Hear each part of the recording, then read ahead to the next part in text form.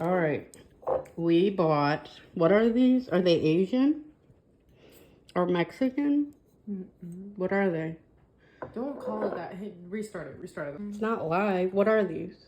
Ram Moon. I don't know how to say it. No, but who are they from? I think it's out of Japan. So, we got these Japanese sodies. Strawberry. Is yours strawberry flavored? Yes. We're going to taste test them. How do you open them? I don't really know. I'll let you know how they are. Now, what do you do? I don't know.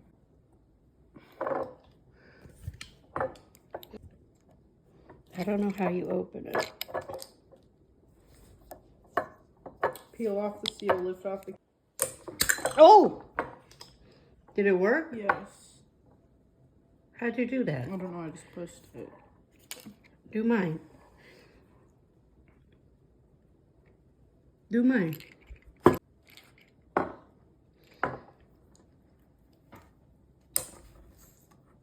Whoa. Weird. Get ready to taste?